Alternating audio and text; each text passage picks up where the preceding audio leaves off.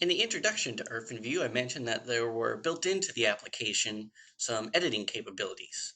So in this video, let's take a look at some of those, and we'll start off with one that you'll probably use the most in IrfanView, and that is resizing and cropping your images.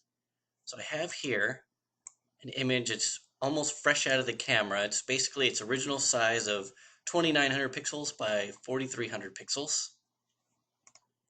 And I want to size this down to a 4:6, but I also want to crop off a little. So I'm going to first create a custom crop selection. You can also press Shift C. And it's going to be a 4:6, so I'm going to keep the actual ratio. Down here under these standard dimensions, I'm just going to select one of them. It doesn't matter which one because we're just going to draw that out bigger anyway. I'll show you what I mean in just a second. And then rather than 72, I want 240.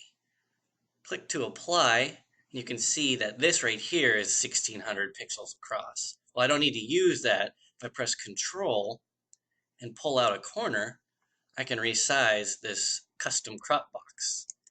Then, pressing the right mouse button, you can move your selection to just where you want it, and then go to Edit and either press Control Y or select Crop Selection.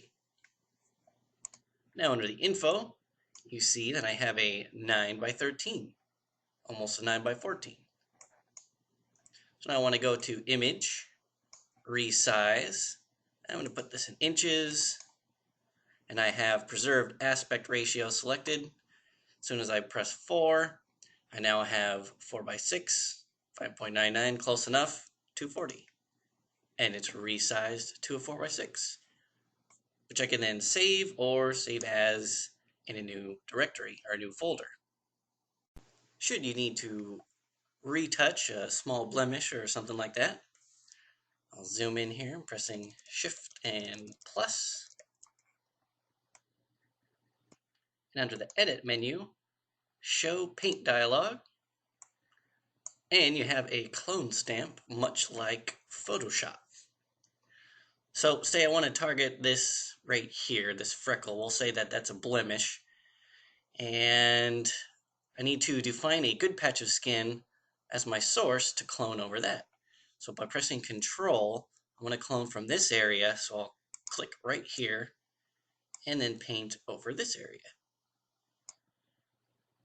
And you can keep doing that until you clean up any edges and you're happy with the results.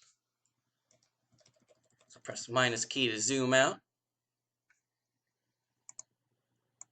Get rid of that there.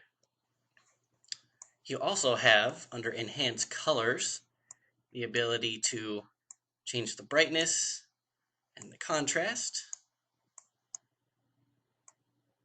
and color balance controls, gamma correction, and saturation.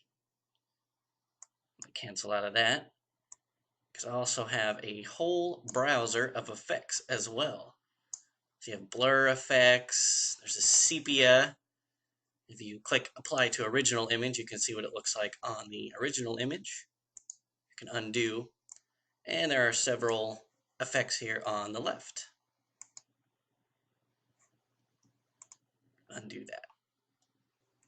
So for a free application, there are actually several things that you can do to your images inside of this viewer here.